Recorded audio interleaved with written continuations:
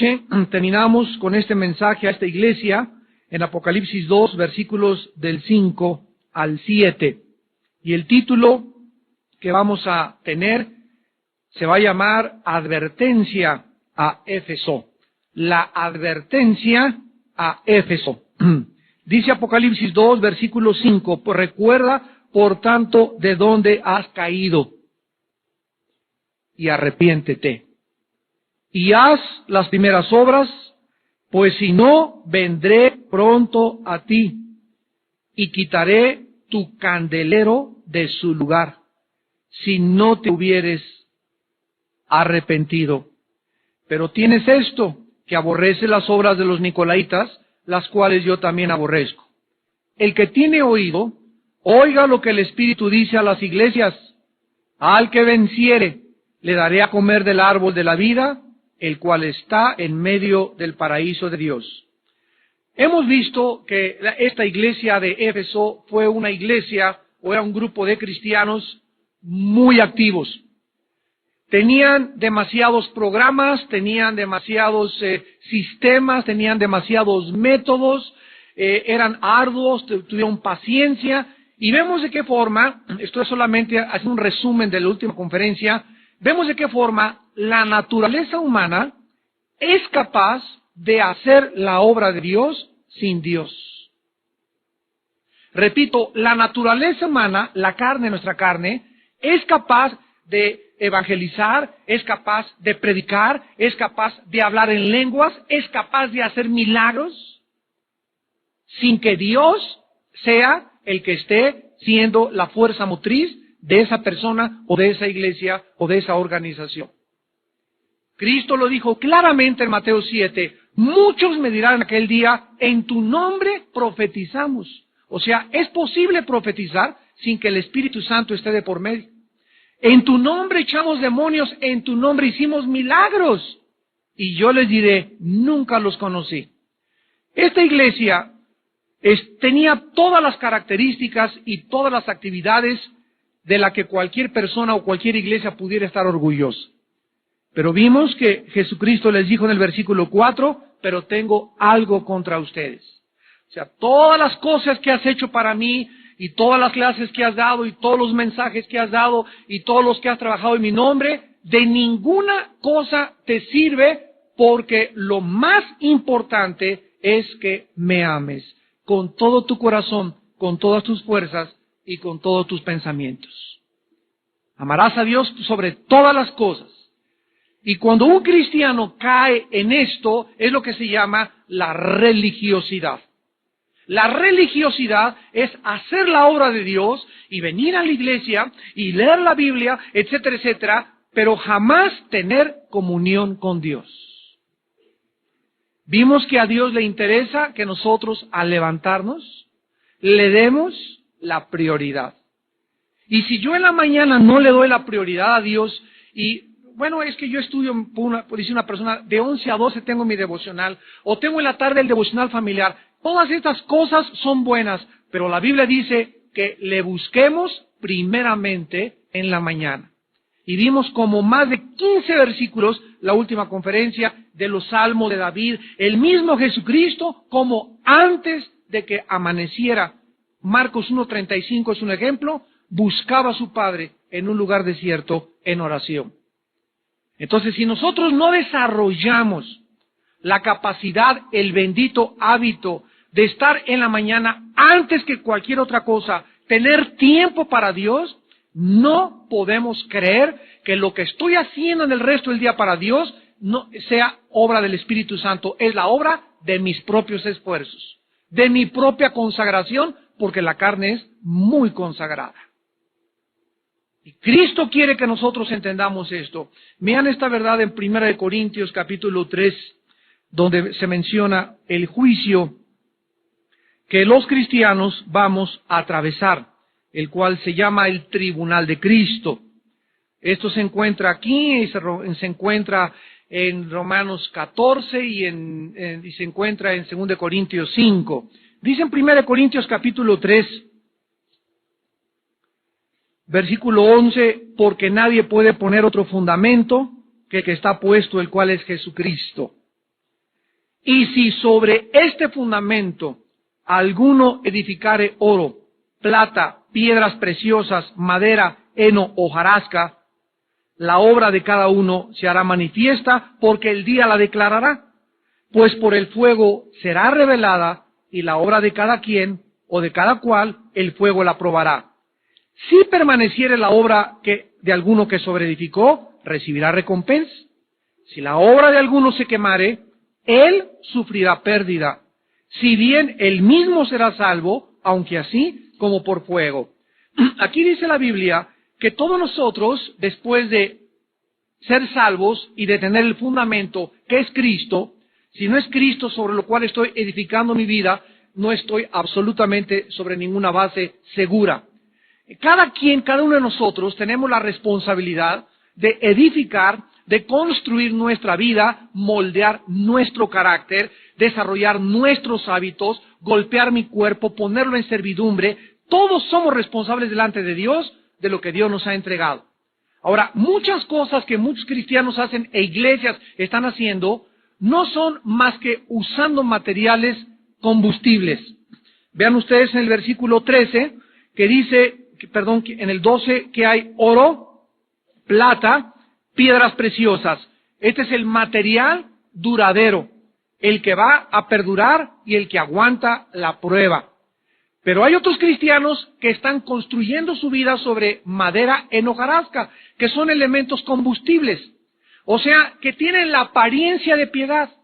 Iglesias que tienen la apariencia de ser muy dinámicas. Personas que tienen la apariencia de ser muy espirituales. Sin embargo, Dios conoce nuestro corazón. Y Él sabe perfectamente bien qué es lo que estoy haciendo yo, motivado por el amor de Dios, y no por esperar que me reconozcan, esperar que me aplaudan, esperar que me alaben, esperar que algún día digan, pues ya tengo 5 años aquí trabajando y nadie se fija en mí. Él sabe cuando tú estás haciendo las cosas para Él o lo estás haciendo para los hombres. Entonces, dice la Biblia en el versículo 13, que la obra de cada uno de nosotros se va a manifestar. Esta palabra manifestar significa se va a hacer pública. ¿Cuándo? El día la declarará. ¿Cuál es este día? El día del tribunal de Jesucristo. Romanos 14:10, 2 Corintios 5:10. Es el día en que muramos y seamos reunidos todos. En la palabra tribunal es bema, con B grande en el griego. Y era el lugar donde los jueces recompensaban a los atletas de las olimpiadas griegas.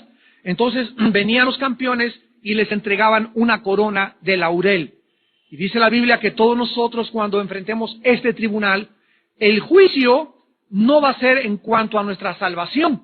O sea, un cristiano no puede perder la salvación, porque Cristo ya pagó el precio de mis pecados, y yo ya pasé de la vida a la muerte, Juan 5:24, y la vida eterna no es una vida temporal, es una vida perpetua continuamente dentro de mí. He sido sellado hasta el día de la redención. Entonces, este juicio no va a tener nada que ver con la salvación, va a tener que ver con nuestras obras que hicimos desde el momento en que éramos salvados. Y ahí el día la declarará, el fuego la revelará, y la obra de cada cual uno sea, el fuego la probará. La iglesia de Éfeso iba a ser reprobado si morían y se enfrentaban al tribunal de Cristo sin haberse arrepentido. Quiero que vean en primer lugar en Apocalipsis 2, versículo 5, ¿de qué forma el primer amor puede ser restaurado siguiendo las instrucciones de Cristo? Si tú te encontraste culpable en la última conferencia que dimos sobre el mensaje a Éfeso, y si tú sientes que realmente todo lo estás haciendo en tus propias fuerzas, en tu propia carne, por eso te sientes tan frustrado, tan frustrada, etcétera, etcétera, y tú no tienes realmente una comunión diaria con líderes espirituales en el mundo. He escuchado el otro día en la televisión que se calcula que la mayoría de los hombres de Dios pasan 10 minutos máximo con Dios en la Biblia. 10 minutos diarios. Y si nosotros hemos sido llamados a ministrar y hemos sido llamados a darle alimento fresco a la grey de Dios, no podemos más que estar 2-3 horas diarias mínimo delante del Señor. en comunión en su palabra, examinándonos, permitiendo que el Espíritu Santo saque todas las cosas que quiere cambiar de nuestra vida, porque es la única forma de crecer, y nunca soltarnos de este amor de Dios. El amor de Dios se pierde cuando comenzamos a darle a otras cosas más importancia que a lo que tiene importancia. Para poder restaurar el amor de Dios, en primer lugar, le dice Cristo en el versículo 5, recuerda de dónde has caído. Vean ustedes la palabra que usa, recuerda de dónde has caído. O sea, estos cristianos estaban caídos. Pero si ninguno hemos sido adulterado, ninguno nos hemos emborrachado, ninguno se ha divorciado, ninguno se ha drogado, hemos trabajado, hemos tenido mucha paciencia, hemos predicado, hemos repartido volantes, pero de acuerdo a Cristo estaban caídos. Caídos en el suelo, en la lona, descalificados. Con todas estas buenas cosas y virtudes que habían hecho, ellos estaban caídos porque de acuerdo a Dios, repito, no valía nada lo que habían hecho por Él, porque lo que habían hecho no era el fruto de su comunión con Él. ¿Por qué les dice Cristo que, Cristo les pudo haber dicho, bueno, arrepiéntanse? No. Lo primero, antes del arrepentimiento, es, recuerda dónde caíste. Cristo quiere llevarte a tu pasado. Cristo quiere que en nuestra mente recordemos cuándo se inició nuestra desconexión con Él. ¿Cuándo comenzaste a darle más importancia al deporte, o a tu esposo, o a tu esposa, o a tu casa, o a tu oficina? ¿Cuándo comenzaste a dejarlo a Él en segundo lugar? ¿Por qué Cristo quiere que nosotros regresemos en nuestra mente a nuestro pasado y recordemos dónde comenzó todo? Porque si no recordamos dónde comenzó todo, volvemos a repetir el mismo pecado. Si tú no recuerdas cómo comenzó eso, no vas a cometer el mismo error en el futuro. Entonces, es importante recordar cómo fue que te desconectaste. A lo mejor fue cuando comenzaste a rentar videos pornográficos. O fue cuando comenzó, a lo mejor tuviste tu niño y tu niño vino a alterar tu tiempo, que las mamilas estabas desvelada y sin que te diste cuenta comenzaste con tu niño, te absorbió tu niño tu tiempo y te desconectaste de tu comunión con Dios. Pero eso sí, ibas a la iglesia y tomabas estudios bíblicos, pero tú ya no tenías comunión con Dios. ¿Cuándo comenzó? A lo mejor comenzó cuando comenzaste a salir con Paquita. Y comenzaste a darte cuenta que Paquita, tu novia, te quitaba más tiempo con Dios y dejaste de leer la Biblia y comenzaste a abandonar tu comunión con Dios. Necesitamos recordar cuándo se inició la caída, porque de acuerdo a Jesús, una persona que ha perdido su primer amor es una persona caída. Es importante recordar la raíz donde comenzó el problema para no cometer el peligro de volver otra vez a cometerlo. En segundo lugar, le dice Dios que se arrepientan. La palabra arrepentirse tiene dos significados, tanto en el hebreo como en el griego.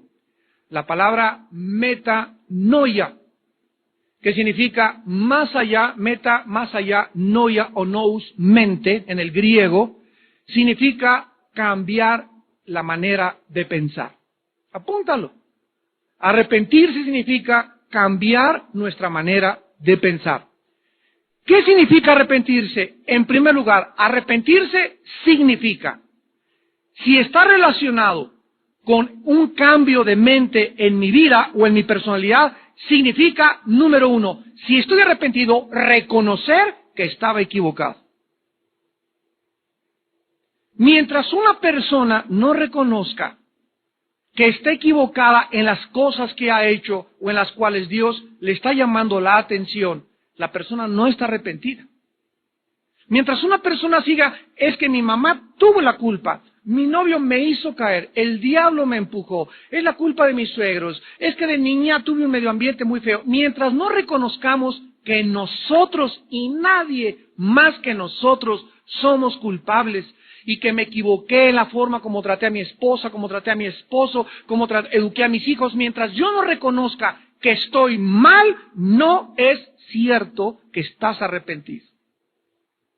No puedes tomar a la ligera y decir, bueno, pues una canita al aire. Y bueno, pues esta cosa sucedió porque pues las cosas tienen que suceder, etcétera, etcétera. Como el padre que agarraron en Chihuahua con una muchacha. Bueno, pues es que yo estoy grandecito, ¿verdad? Y pues soy hombre. Las cosas no son así delante de Dios. No pueden funcionar de esa manera delante de Dios. El pecado es el pecado. Y tú tienes que llamarle a eso que hiciste pecado. Y te tienes que poner de acuerdo con Dios que lo que Dios le llama pecado es pecado. Eso es lo que significa arrepentimiento. Tenemos que entender que el arrepentimiento entonces es una vuelta de 180 grados. Los primeros 90 grados es reconocer mentalmente que está mal. Que esa pluma que ayer domingo me encontré en la iglesia y me llevé a la casa se llama robo. Que esa Biblia que me hice el Gil y me la llevé a mi casa, pues no tengo Biblia, el Espíritu Santo me la puso en la banca esa, no te la puso el Espíritu Santo, era de Doña Chole esa Biblia.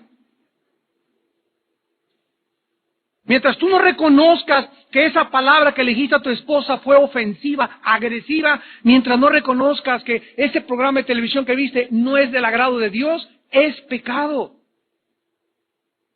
Y tienes que arrepentirte de haber dejado tener comunión con Dios. En segundo lugar, dice la Biblia, que le dice Cristo, en tercer lugar, haz las primeras obras. Todas estas cosas, vamos a versículo 2, Apocalipsis 2, yo conozco tus obras, tu arduo trabajo y paciencia, que no puedes soportar a los malos, o eran celosos con los falsos profetas, has probado los que no se dicen ser apóstoles, tenían discernimiento y no lo son y los has hallado mentirosos, has sufrido, has tenido paciencia, has trabajado arduamente por amor de mi nombre y no has desmayado. Todas estas obras, ahora dice Cristo, vuélvelas a hacer, pero como resultado de tu comunión conmigo. Entonces vemos que todas estas cosas las puede hacer cualquier gente religiosa. Oigan, los mormones ni café toman. ¿Los ganan? Ni Coca-Cola toman los mormones. Y el mundo califica a las personas, ¿no? Es que mira esta persona, como dijo una muchacha un día, ay Armando, le dije, mira, no te cases con ese muchacho porque no es cristiano. Ay, pues mira, es mucho mejor que muchos cristianos que yo conozco. Es que se va a convertir después. Es que mi mamá me dijo que tiene carro convertible. Es que tengo un mejor futuro que con él porque en la iglesia no encuentro a nadie ahorita y ya me anda por casarme. Y comienzan 1001 excusas para poder justificar que nosotros hemos abandonado el amor a Dios. Y esto no funciona de esta manera. Estas buenas obras tienen que ser el resultado de nuestra comunión con Dios. Es tan fácil caer en la trampa de la automatización y hacer todo religiosa y mecánicamente. Ahora, en el versículo 5 al 6, Cristo les hace una advertencia. Recuerda dónde has caído, arrepiéntete y haz las primeras obras. Y la advertencia es la siguiente. Si no, o sea, tenemos que considerar que en esta noche va a haber muchos de los que nos están escuchando que no van a recordar cuándo cayeron, no se van a arrepentir y no van a regresar a hacer sus primeras obras. A los individuos les habla Cristo, les habla a las iglesias y a las familias. Se puede aplicar en las tres áreas. Si alguna persona que escucha esta conferencia no hace estas cosas que Cristo le está mandando a hacer, dice la Biblia que Cristo en primer lugar vendrá pronto a ti. Vendré pronto a ti y quitaré tu candelero de su lugar. ¿Se acuerdan lo que significa el candelero? Apocalipsis 1, versículo 20, los candeleros son las 7 iglesias. ¿Y qué dice Mateo 5, 13 y 14 respecto a lo que el candelero hace o funciona? El candelero, ¿verdad? Sabemos que son 7 brazos con luz para alumbrar. El menorá en el hebreo. Y dice en Mateo 5, 13 y 14, Cristo hablándoles a los cristianos, que vosotros sois la sal de la tierra. O sea, los cristianos somos la sal de la tierra. La sal es un elemento antiséptico, no es aséptico. O sea que la sal impide la corrupción. Si tú tienes un pedazo de carne y le echas sal, impides que la carne se eche a perder. Pero una vez que la carne se echa a perder, ya la sal no sirve para nada. ¿Qué significa esto? Que Dios no nos mandó al mundo a cambiar a los que ya están corruptos, sino a impedir que los que van camino a la corrupción no se corrompan tanto como podrían corromperse si nosotros no lo evitamos. En tu clase tienes amigas que van en el camino de la prostitución, que van en el camino de la drogadicción, y que si tú no les hablas de Cristo y no las arrebatas del fuego, si tú no funcionas como la sal impidiendo que esa amiga tuya se corrompa, se va a ir al infierno tu amiga, y algún día Dios te hará responsable por ella. Tu amigo en tu trabajo, tu cuñado, tu suegro, las personas en tu familia, nosotros somos la sal de la tierra. Somos los elementos para impedir que el mundo se corrompa. Y cuando seamos sacados de aquí en el arrebatamiento de la iglesia, se desbordarán todos los poderes y las fuerzas de las tinieblas en contra del mundo, porque no habrá quien detenga, porque nosotros mientras estamos en la tierra somos la sal de la tierra.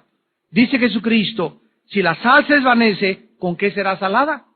No sirve más para nada, sino para ser echada fuera y hollada por los hombres. O sea que cuando un cristiano deja de funcionar como la sal, cuando a un cristiano no le importa el pecado y se queda callado, y ahí está su cuñado, ¡ey! Unas groserías, y tú ahí con tu esposa y permitiendo que enfrente a tu esposa y tus hijos insulten y digan groserías, en lugar de que los saques de tu casa, no importa que sea tu cuñado o tu tía o lo que sea, y tú no funcionas, o en tu trabajo donde sea, si tú no funcionas para hacerle ver al mundo que están haciendo mal en las cosas que están viviendo, no sirves para nada.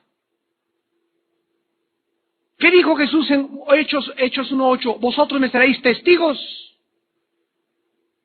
Cuando el Espíritu Santo venga sobre ustedes en Jerusalén, Samaria y el último de la tierra, la palabra testigo es martureo, de donde viene la palabra mártir, una persona dispuesta a morir por sus convicciones.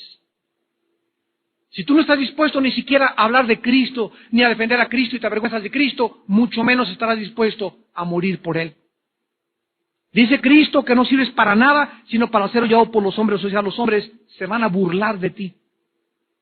Vosotros, versículo 14, sois la luz del mundo. Somos la sal y somos la luz. Una ciudad asentada sobre un monte no se puede esconder.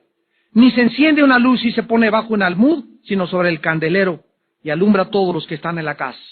Así alumbre vuestra luz delante de los hombres, para que vean vuestras obras y glorifiquen a vuestro Padre que está en los cielos. Hay cristianos que están así, debajo de la mesa, escondidos, cristianos de la secreta. Nadie sabe que son cristianos. Jamás de tu trabajo nadie supo ni que eras hijo de Dios. Nunca hablaste de Cristo, nunca reprendiste a nadie, nunca exhortaste a nadie, nunca le dijiste, no hagas eso, Paquita, nunca detuviste a ese muchacho, nunca diste un consejo a nadie. ¿Por qué? Porque nunca fuiste luz, nunca fuiste sal.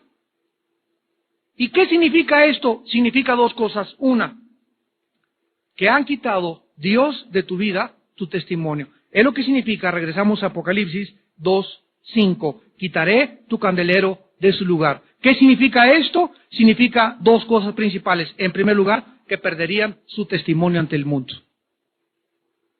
Si tú no regresas a enamorarte de Cristo, comienzas a ser un cristiano religioso, mecánico, autómata, un robot cristiano. Pero tu testimonio ante el mundo lo pierdes. Por eso le dijo Pablo a Timoteo, aviva el fuego del don que hay en ti. Dentro de nosotros Dios prendió un fuego que es el Espíritu Santo cuando nos convertimos. Y nuestra responsabilidad es echarle aire, ¿verdad? Avivar dentro de mí esa flama. No apagarme, ya para qué hablo del Cristo, ya nunca hablo del Cristo, sino tenemos que estar encendidos, como dice la Biblia de Juan el Bautista, que Juan no era una vela, Juan no era una luz, Juan era una antorcha. Era tan grande el testimonio de Juan que era como una antorcha que brillaba y alumbraba a toda la generación en la cual él vivió. Si tú no regresas a enamorarte de Cristo, perderás tu testimonio. En segundo lugar, significa que dejarían de ser una iglesia verdadera. Una iglesia donde el Espíritu Santo no es el que está operando, sino que ellos operan en su fuerza económica, en su fuerza de programas, en su fuerza. Es una iglesia con un falso evangelio. Comienzan a predicar prosperidad, salud y bienestar y milagros falsos. Y ya todo lo que es en esa iglesia, ¿verdad? Vas a ser rico y Dios te quiere rico y Dios no quiere a ningún enfermo y Dios quiere que tú realmente, y es una iglesia que está buscando milagros y que la gente se caiga y si no ven algo que los pueda mantener en ese nivel emocional, no se sostienen. Pero dejan de estar en ese nivel emocional y se van de esa iglesia a otros lados y se encuentran que no tienen la fuerza para enfrentar la vida cristiana. Jamás tuvieron doctrina, jamás tuvieron la palabra, todo fueron emociones, emociones, emociones. Es un falso evangelio. Pablo le dice a Timoteo, predica la palabra, exhorta la palabra, a tiempo y fuera de tiempo, porque vendrán los tiempos cuando la gente no va a querer oír la sana doctrina. Se amontonarán maestros conforme a sus propias concupiscencias, teniendo comezón de oír fábulas, mitos y leyendas. Yo me he encontrado cristianos con el anillo de los masones, el compás, el compás y el ojo que tienen los masones aquí. Oye, pero ¿cómo? ¿Tú eres cristiano, eres masón? Sí, ¿qué tiene que? ¿Cuál es el problema y la incongruencia entre la masonería y el cristianismo? Me he encontrado cristianos que quieren ser raelianos ahora. Ya quieren que los clonen también. Increíble. Comienzan a mezclar la luz con las tinieblas. Soy comunista y soy cristiano para morir con los zapatistas. Cuando no saben que no hay ninguna comunión entre la luz y las tinieblas, ¿por qué esta falta de discernimiento y de distinguir entre la luz y las tinieblas? Porque están bajo un juicio de Dios. Cuando un cristiano no tiene comunión con Dios diaria y no ama a Dios con todo su corazón, al cristiano es arrastrado de su primer amor y sin que te des cuenta te comienzas a volver mundano. Comienzas a ser arrastrado, comienzas a creer a Benítez y el caballo de Troya, y comienzas a creerle a Claude Borilón, el padre de Clonite, que están clonando y crees que realmente los extraterrestres van a venir, te comienzas a ir con la finta.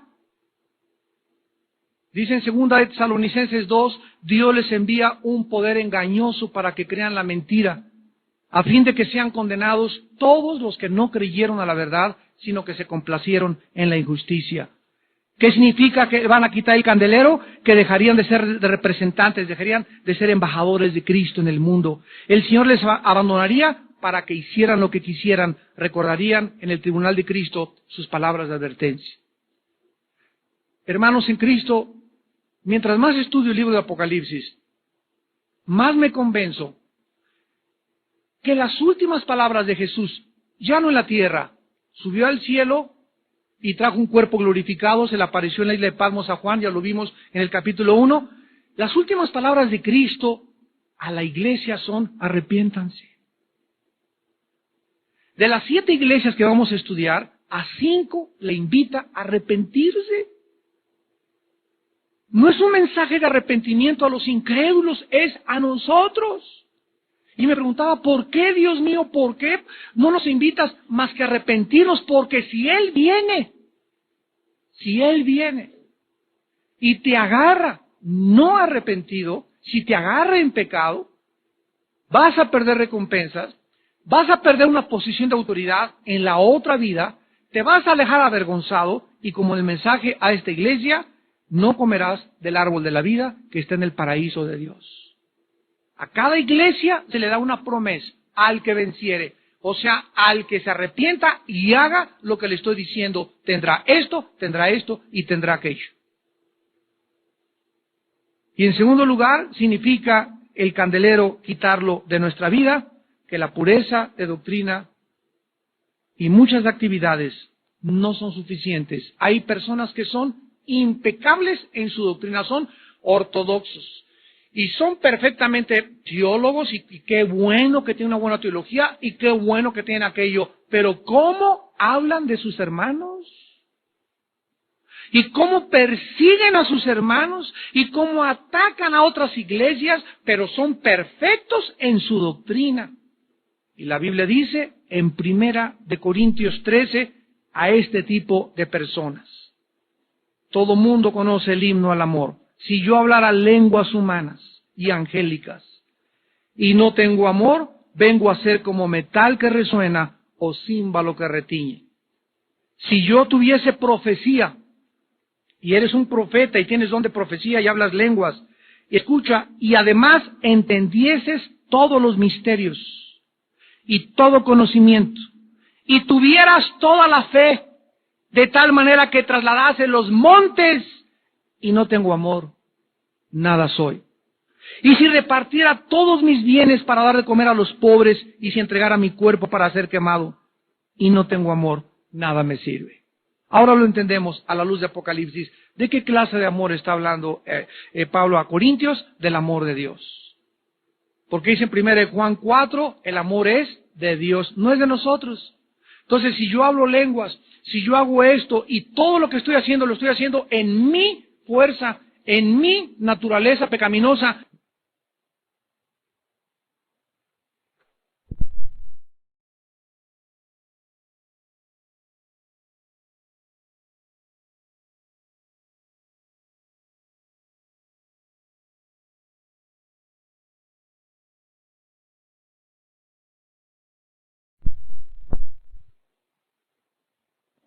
como resultado de mi comunión con Dios, de mi amor a Dios que le tengo, de mi enamoramiento a Dios, sino que es fácil producir todo este tipo de obras sin estar conectado con Dios, de nada me sirve en el día del tribunal de Cristo. Y si tú mueres y no te arrepientes y recuerdas dónde has caído y no haces las primeras obras, Dios tal vez ya, en este momento que me escuchas, ha quitado tu candelero desde hace varios meses. Eres un cristiano sin testimonio, eres un cristiano apagado, eres una cristiana frustrada, eres una cristiana amargada, eres un cristiano que murmuras y hablas y atacas de otras personas. ¿De dónde viene tu amargura, tu resentimiento, tu rencor? De que no tienes luz. Tu candelero ha sido removido de tu vida. No le eches la culpa a nadie, la culpa la tienes el día que dejaste de perder tu amor con Jesucristo. A continuación dice Jesucristo en el versículo que ellos tenían otra cosa buena. Versículo 6, Apocalipsis 2:6, que aborrecían la obra de los Nicolaitas. Vamos a hablar más ampliamente de ellos en las otras iglesias, y dice Cristo, las cuales yo también aborrezco. La palabra Nico significa pueblo, significa gobernar en el griego. Nikos, gobierno, laos, pueblo. Nicolaita significa el gobierno del pueblo.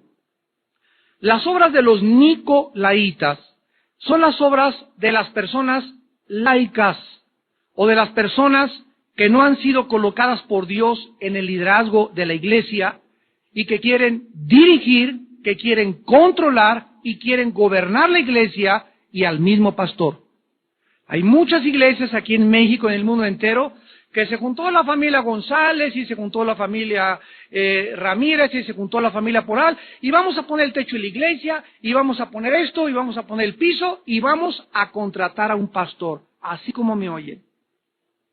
Y se traen al pastor y pues le dan su sueldo. Si el pastor no les gusta como predica, lo cambian y lo mandan a otro lado y se agarran y se traen a su propio levita para que sea su propio pastor. Una iglesia no puede ser gobernada por el pueblo, porque la iglesia no es una democracia. No somos el PRD, ni el PAN, ni el PRI.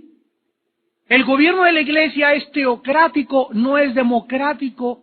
No es de que, a ver quién vota por quién quiere ser pastor, a ver quién vota por este diácono. Esto no existe en la Biblia. Veamos rápidamente en la Biblia, en 1 Timoteo 3, que la Biblia nos muestra quiénes deben gobernar la iglesia. Vamos a pedir silencio ahí atrás, por favor. Palabra fiel.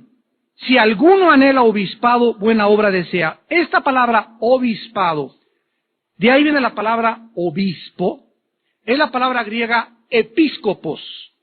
Episcopos, que significa una persona que supervisa, que sobrevé, que vigila a otros líderes. En otras palabras, si alguno quiere algún día ser fiel y llegar a ser un líder y tener debajo a muchos pastores y tener a miles de almas, se nombran las características de cada persona. En Hechos capítulo 14, Hechos 14, versículo 23, Otra palabra para un líder espiritual es anciano. Dice Hechos 14:23, y constituyeron ancianos. Esta palabra en el griego es presbúteros. De ahí viene la palabra presbítero, y de donde se deriva la palabra presbiteriano, presbúteros. Constituyeron presbúteros en cada iglesia, y habiendo orado con ayunos, los encomendaron al Señor.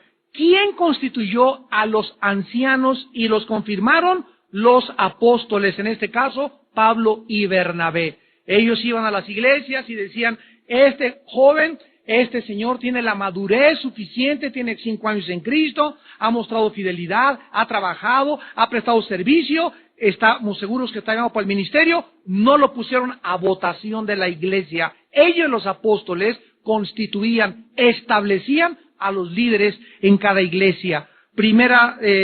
Ahora veamos en Tito capítulo 1, versículo 5, le dice Pablo, por esta causa te dejé en Creta, para que corrigieses lo deficiente y establecieses presbúteros, que se tradujo ancianos. No significa viejitos cronológicamente, sino líderes espirituales en cada ciudad, así como yo te mandé. En Hebreos 13:17 se menciona pastores, que se sometan a los pastores porque ellos velan por vuestras almas. En Hechos 6:3 se menciona diáconos, que significa los que ayudan a los pastores, los servidores de los pastores que los ayudan en los menesteres de menor responsabilidad, ayudantes de los pastores. Esta es la forma como Dios estableció que la iglesia fuese gobernada. No por el pueblo, no por votación, no por democracia, no porque te guste, porque tú tienes el dinero de la iglesia, vas a hacer lo que quieras. La iglesia es dirigida por los líderes de la iglesia. Ellos administran el dinero, ellos toman las decisiones, ellos gobiernan el pueblo y nosotros somos responsables delante de Dios de cada decisión que tomemos, porque Dios nos demandará a todos los que hemos sido puestos en el liderazgo 100 veces más que a cualquier oveja que no tenga la responsabilidad de ser un líder espiritual. Así que no anheles obispado tan superficial ni tan ligeramente. Estar al frente de una iglesia no son enchiladas suizas ni potosinas. Estar al frente de una iglesia requiere, nadie sabe, nadie se imagina lo que hay detrás de un líder espiritual. Nadie tiene la menor idea de las pruebas, los sufrimientos, las cosas por las cuales Dios nos hace pasar. Gracias a Dios por todo ello. Y lo más importante es pasar por todo esto y seguir sonriendo y seguir bendiciendo y jamás en la vida guardar rencor ni amargarse contra ninguna circunstancia ni contra ninguna persona, porque la amargura es lo que hace contristar al Espíritu Santo más que cualquier otro pecado, de acuerdo a Efesios capítulo 4. La amargura. Un líder amargado, escúcheme si algún líder me está escuchando, un líder amargado, un músico amargado, una persona líder de alabanza amargado, un servidor amargado contamina a los demás y deja de alcanzar la gracia de Dios. Hebreos 12, versículo 15. No se imaginan qué grave es la amargura para servir a Dios. Ahora, la promesa que Dios le hace a Éfeso, Apocalipsis 2:7. El que tiene oído, oiga lo que el Espíritu dice a las iglesias. Al que venciere le daré comer del árbol de la vida, el cual está en medio del paraíso de Dios. El que tiene oído, oiga lo que el Espíritu dice a las iglesias. ¿Qué acaso estos cristianos estaban sordos? ¿Qué quiere decir estas palabras al que tenga oídos? O sea, pues todos tienen oídos. Muy bien, la Biblia nos muestra claramente que efectivamente todos tenemos oídos, sin embargo, no todos saben escuchar. Una vez les di el ejemplo que llega una maestra a la escuela y están todos los niños con sus aviones por acá y con los lápices. Niños, por favor, ya llegué, pórtense bien. Y nadie le hace caso, siguen con los avioncitos los niños. Y la segunda vez llega la maestra y les dice, chamaquitos, ¿qué no oyeron que se porten bien? Y en ese momento, cuando oyen la energía de la maestra y la actitud del tono de su voz, cambian su actitud y su conducta y se ponen así. La primera pregunta es, ¿la primera vez oyeron? Sí, claro que hoy no estaban sordos. Claro que oyeron. Sin embargo, les entró por acá y les salió por allá. ¿Qué los hizo reaccionar? Que hubiera, junto con la exhortación, la energía y la autoridad para hacer. ¿Qué necesita Dios para hacerte escuchar su voz? ¿Te tendrá Dios que gritar?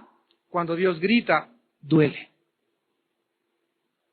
Cuando Dios habla, es un silbo apacible que nos acaricia y que es maravilloso que yo en esta noche oiga lo que Dios quiere para mi vida y sea obediente y no tenga necesidad que Dios ejerza disciplina sobre mi vida. Porque dice el Salmo 32, te haré entender por las buenas o por las malas. Miren lo que dice Hebreos capítulo 12.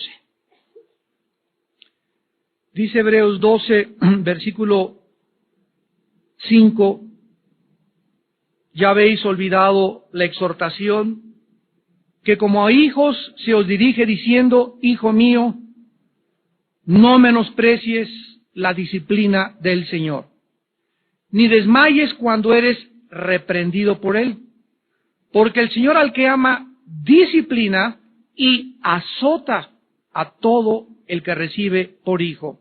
Vean ustedes en el versículo 6, la palabra disciplina es la palabra griega paidagogo. De ahí viene la palabra pedagogo. Y la palabra significa formar el carácter. Formar el carácter. Todos nosotros cuando Dios nos toma, somos como carbones en brut. ¿Se acuerdan de Pedro?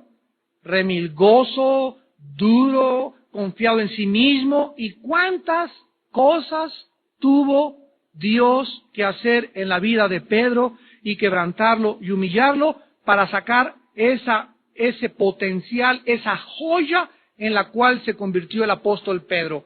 No menos hablemos de Pablo también. Pero Cristo, cuando veía a un hombre, no lo veía como ese hombre era en ese momento. Cristo veía a un hombre como ese hombre podía ser los próximos años. Y eso es lo que debemos tener con nuestros hijos. Tú no veas al hijo rebelde que tienes ahorita, a la hija rebelde, ve el potencial tan grande que por ser hijo del pacto, tu hijo va a ser profeta, va a ser misionero, va a ser aquello o el otro, porque Dios es fiel a sus promesas. Y con nuestros discípulos tenemos que ser pacientes, tenemos que tener longanimidad, tenemos que tener todas las características, porque Dios no ha acabado con ninguno de nosotros. Entonces Dios usa dos palabras en el versículo 6. Una es disciplina, que es a través de la voz. Dios nos habla por su palabra. Cada vez que la Biblia se habla, Dios nos está exhortando, mostrando, redarguyendo. Pero otra palabra es azota. ¿Ya lo vieron? Y la palabra azota en el griego es mastigo, que significa castigo físico. En el Salmo 32 lo explica muy bien el salmista. No sean como el caballo, como el mulo, dice el Salmo 32, que han de ser sujetados con freno, porque si no, no vienen a ti. Un caballo tiene, el jinete le pone, el freno del caballo es un fierro así, con un puentecito así de fierro. Entonces cuando tú le jalas las riendas al caballo, ese puentecito se le entierra en el paladar. Y cuando el caballo siente que el dolor, el caballo, fíjense, el caballo asocia el dolor con la obediencia y se para. Pero si el caballo no tuviera que sufrir, se le diría, cálmate, penco, y párate. Si se parara, yo no tendría que jalar el freno al caballo, porque con las palabras me entendería. Y el Salmo 32, el Espíritu Santo nos hace ver lo mismo. ¿Qué necesito? ¿Aplicarte dolor para detener tu vida en la que te encuentras, dice Dios en esta noche? ¿Quieres que te zumbe? ¿Quieres que te cuere y que te dé duro? Que con el dolor que tú sientas, puede ser un dolor moral, la cárcel, un problema el corazón, un problema al hospital, no sé. Pero ¿quieres, dice Dios, que algo suceda en tu vida que te ocasione dolor y que en ese dolor entiendas que es para que te acerques a mí? ¿Y por qué me tienes que aplicar dolor? Porque si no, no te vuelves a mí. ¿Y para qué quieres que me vaya a ti? Que le puedes contestar y te dice Dios, porque si sigues en el camino que andas, vas a sufrir más. El pecado nos hace sufrir mucho. Y Dios prefiere, dijo Jesús en Marcos 4, si tu ojo te es ocasión de caer, sácalo. Si tu mano te es ocasión de pecar, córtala. Si tu brazo tu pierna te es ocasión de caer, córtala. Mejor es entrar al cielo tuerto, manco y cojo que entrar entero al infierno. Entonces Dios prefiere permitir en nuestras vidas cosas y tragedias y dramas que nos sucedan y que nos volvamos a Él, a que sigamos en la dolce vita y acabemos muertos y despertemos en el infierno. El que tiene oídos, oiga, esto es lo que significa lo que el Espíritu dice. Tú escucha en esta noche, que no te entre por acá y te salga por allá. Arrepiéntete de veras. Reconoce que estás mal, reconoce que no puedes seguir con ese pecado ni acostándote con tu secretaria. Reconoce que como jóvenes no pueden tener relaciones sexuales antes de casarse. Reconoce lo que estás mal. Reconoce que no puedes seguir robando ni clavándote la lana de tu oficina ni porque manejes dinero metiéndote billetes a tu bolsa. Tienes que reconocer eso porque tenemos que tener temor de Dios. Y si tú no lo haces, ¿qué cosa va a suceder? Cuero. Porque Dios al que ama disciplina. El que tiene oído, oiga lo que el Espíritu dice. ¿Qué dice el Espíritu? Al que venciere, le daré a comer del árbol de la vida, el cual está en medio del paraíso de Dios. Esto es muy interesante, terminamos, y es maravilloso, porque la palabra vencer es nikao en el griego, que significa prevalecer, conquistar, dominar, ganar, y conlleva la idea de un guerrero, de un soldado que está luchando en una batalla. Entonces, el mensaje del Espíritu Santo es que los cristianos fuimos llamados a prevalecer sobre nuestros vicios, a conquistar nuestros vicios, a prevalecer sobre nuestra carne, a dominar, a ganar en todas las áreas en las cuales antes estábamos tirados en el suelo. Si tú eres hijo de Dios, dice Romanos 8, somos más que vencedores. Y dice 1 Juan 5, 4 y 5, esta es la victoria que ha vencido al mundo, nuestra fe. Entonces, si tú realmente eres cristiano, y eres hijo y eres hija de Dios, vences. Vas a vencer. Porque Dios no nos llamó para hacer cola, sino ser cabeza. No nos llamó para estar debajo, sino para estar arriba. Somos más que vencedores. El espíritu que Dios nos ha dado no es un espíritu de cobardía, es un espíritu de poder, de amor y dominio propio. Entonces, cuando nosotros tenemos al Espíritu de Dios, somos vencedores en la guerra. Salimos victoriosos de una competencia deportiva. ¿Quiénes son bíblicamente los vencedores? Los que son hijos de Dios. 1 Juan 5, 4 y 5. ¿Quién es aquel que vence al mundo sino aquel que es hijo de Dios? Tú tienes que vencer tus vicios, tú tienes que vencer tu fornicación, tienes que vencer tu carne, tienes que ser súper guerrero para Dios. Y los que salen de la carrera y no regresan, nunca fueron salvos. Dice 1 Juan capítulo 2, versículo 9. 1 Juan 2, 9. El que dice que está en la luz y aborrece a su hermano, está todavía en tinieblas. Una característica de una persona que se dice cristiana, y no es cierto que sea cristiana, es que el cristiano, escúchame, el cristiano no puede odiar a nadie. Y si tú sientes odio en esta noche o amargura contra alguien, pídele perdón a Dios y vas a tener el poder de amar a esa persona. Pero tú no puedes darte el lujo de odiar a nadie, porque el odio bloquea la gracia de Dios a nuestra vida. Ahora, ¿qué es lo que tenemos que vencer? Bueno, en 1 Corintios 9, en primer lugar, dice el apóstol Pablo, ¿qué es lo que tenemos que vencer? En 1 Corintios 9, el apóstol Pablo en el versículo 25 al 27, escribió esto asombrosamente de la pluma del gran león de Dios, Pablo el apóstol. Dice Pablo en 1 Corintios 9, 25, todo aquel que lucha, de todo se abstiene. Ellos a la verdad para recibir una corona corruptible, o se está hablando de los atletas en las Olimpiadas, pero nosotros una incorruptible. O sea, un atleta, vean, el otro día estábamos en Acapulco y estaba ahí un equipo, me reservo el nombre del equipo fútbol, muchos son admiradores de él, pero salió a los 3 días una revista en Acapulco donde el portero y uno de los principales delanteros los encontraron en la zona roja de Acapulco con 2 prostitutas ahogados de borrachos. ¿Ustedes creen que estos futbolistas van a durar? Para nada. Llegan allá y ya están en primera división y por acá hay subcampeones, esto y el otro, y comienzan a creer que las muchachas y Acapulco y que la borrachera y que las prostitutas y galanes y las muchachas detrás de ellos no duran. Un atleta no puede. ¿Por qué Ana Guevara ha ganado los campeonatos de los 400 metros planos y más de 5 o 6 medallas de oro? Simplemente porque ella sabe que no puede mezclar el placer con el ejercicio.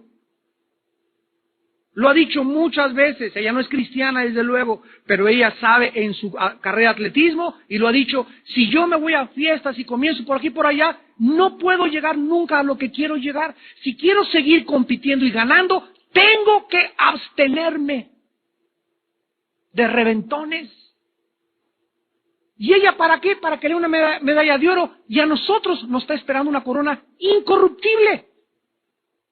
Entonces, si los atletas y los deportistas hacen sacrificios para poder llegar a ser campeones y mantenerse, porque es muy fácil llegar, lo difícil es mantenerse, estar ahí arriba. Pocos atletas como Hugo Sánchez se han podido mantener arriba. De los artistas antiguos, ¿se acuerdan ustedes? Alberto Vázquez, Enrique Guzmán, Manolo Muñoz, se cayeron por las drogas. ¿Quiénes son los que sobrevivieron los 60, los 70, 2 o 3 nada más? Los demás no pudieron permanecer. ¿Por qué? Porque no tuvieron disciplina.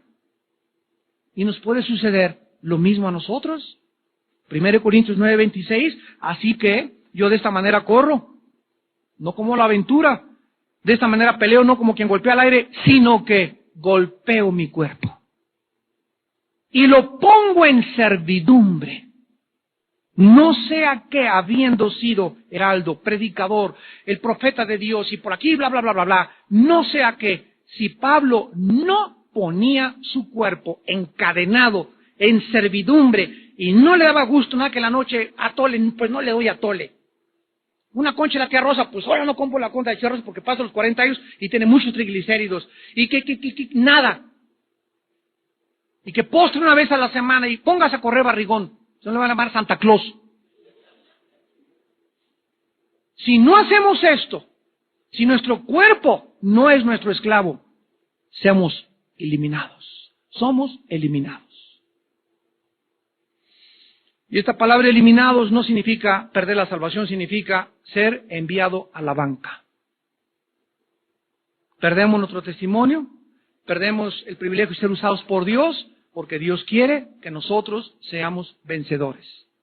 Para vencer necesitas disciplina. Ningún cristiano va a llegar jamás a ningún lado sin disciplina. Ningún karateca, ningún futbolista de americano, basquetbol, nadador, fútbol, lo que sea, ninguna profesión, en ningún campo, nadie llega nunca muy lejos si no es una persona disciplinada y su cuerpo lo tiene en servidumbre. Algún día tu cuerpo te traicionará. Y ese esclavo que nunca pudiste dominar se va a convertir en un monstruo que te va a acabar devorando el día de mañana. Si tú, hoy que escuchas la voz del Espíritu de Dios, no comienzas a poner tu cuerpo en servidumbre. Y finalmente, termina este mensaje a la iglesia haciéndole la promesa que el que venza le darán a comer el árbol de la vida. Vayamos rápidamente al libro del Génesis y veamos, esto es bien profundo, el árbol de la vida. Cuando Dios creó a Adán y Eva, estaban en el huerto 3 clases de árboles. Estaba el árbol de la vida, el árbol del conocimiento del bien y del mal, y los árboles frutales. Entonces, todas estas cosas que Dios dice en el capítulo 2 de Génesis, versículo 9, Jehová Dios hizo nacer de la tierra todo árbol delicioso a la vista y bueno para comer. También el árbol de la vida en medio del huerto y el árbol de la ciencia del bien y del mal. Había 3 clases de árboles. Uno les alimentaba físicamente, el árbol de las frutas. El otro les alimentaba y les mantenía inmortales, el árbol de la vida. Y el árbol prohibido, comenzarían ellos a determinar por ellos mismos qué es bueno y qué es malo. Dios no quería que Adán y Eva determinaran por ellos mismos qué es bueno y qué es malo. Es Dios el que establece el patrón y el parámetro entre el bien y entre el mal. Nosotros no tenemos la capacidad de decidir ni distinguir esto es bueno o es malo. Es Dios el que nos dice esto es pecado, y cuando la voz viene de arriba es pecado. Y yo lo acepto y me someto al juicio de Dios. Adán y Eva tomaron de este árbol del bien y del mal, y miren lo que pasó en Génesis 3. Versículo 22. Génesis 3, 22. Jehová Dios dijo, he aquí el hombre es como uno de nosotros, sabiendo el bien y el mal. Ahora pues que no alargue su mano y tome también del árbol de la vida y coma y viva para siempre. Adán y Eva tenían la vida eterna. Adán y Eva perdieron la vida eterna al tomar del árbol del bien y del mal. Pero existía un peligro, de acuerdo a la Biblia, existía un peligro de que Adán y Eva, en estado caído, en estado pecaminoso, pudieran regresar y decir, pues ahora comemos el árbol de la vida, y si ellos hubieran podido hacer eso, hubieran vivido, hubieran vivido eternamente en pecado. Y hubieran sido inmortales. Y hubiera sido una desgracia para sus vidas de que ellos tuvieran la inmortalidad sin la redención. ¿Qué hizo Dios? Dice el versículo 23, lo sacó Jehová del huerto del Edén para que labrara la tierra que fue tomado, echó pues fuera al hombre y puso al oriente del huerto de Edén querubines y una espada encendida que se revolvía por todos lados para guardar el camino del árbol de la vida. Viene Cristo, Él dijo que Él era la vida y nos da la vida eterna. Pero ya nosotros teniendo la vida eterna, como la tenía Adán, y vamos a morir, y vamos a subir al cielo, y vamos a ser recompensados, una de las recompensas y de las bendiciones que ya glorificados vamos a tener es continuar participando del árbol de la vida. Vean ustedes en Apocalipsis 22, que en la Nueva Jerusalén, versículo 2, Apocalipsis 22, 2, en medio de la calle de la ciudad, y a uno y otro lado del río, estaba el árbol de la vida, que produce 12 frutos, dando cada mes su fruto, y las hojas del árbol eran para la sanidad de las naciones. En la vida, en esta tierra, después de morir, cuando regresemos, va a estar otra vez el árbol de la vida. Va a haber frutos que van los árboles a seguir produciendo. El mundo seguirá constituido y dividido en naciones. Y va a haber necesidad de participar de este fruto para poder seguir manteniendo la inmortalidad. ¿Cuál es la enseñanza? Que el ser humano, como Adán, en estado perfecto, sin haber pecado, necesitaba comer del árbol de la vida para mantener la inmortalidad. El ser humano, ya pecado, ya habiendo pecado y habiendo recibido a Cristo, otra vez en estado perfecto, igual que como estaba Adán, volverá a participar del árbol de la vida. ¿Por qué? ¿Cuál es la enseñanza? Es muy simple. Nos enseña Dios que simplemente el ser humano, no importa que viva en estado de santidad o en estado de pecado, el ser humano no es Dios. Jamás podremos independizarnos de Dios. Necesitamos participar de algo para mantener la inmortalidad. No somos dioses. Y esto es algo maravilloso porque Dios quiere que nosotros podamos ser vencedores y mantener la inmortalidad eternamente y para siempre al lado de su Hijo Jesucristo. El que tenga oídos en esta noche, oiga lo que el Espíritu nos ha hablado a cada uno de nosotros, a nuestro corazón. Oremos. Recuerda dónde has caído. Hijo, hija mía, dice el Señor, ¿cuándo comenzaste a alejarte de mí? ¿Cuándo comenzaste a volverte religioso, religiosa? Y sí, seguías yendo a la iglesia y seguías tomando estudios, pero tienes muchos días, muchos meses, tal vez años, dice el Señor, que no tenemos tú y yo comunión íntima en el secreto del Señor. Dios nos llamó a la comunión con su Hijo Jesucristo. Y esta es la vida eterna, que lo conozcamos. No podemos conocer a Dios sin tener comunión con Él todos los días, en nuestra vida devocional, en nuestra vida de comunión con Él, a solas con Él. Ahí en nuestra recámara, tal vez antes de que salga el sol, Él nos está esperando. Él nos quiere dar palabras de sabiduría en el tiempo que pasamos a solas con Él.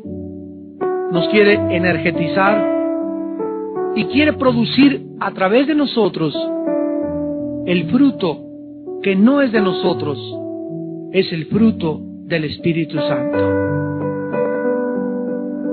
El fruto del Espíritu Santo es amor, gozo y paz, principalmente. Aunque estos se pueden falsificar e imitar también.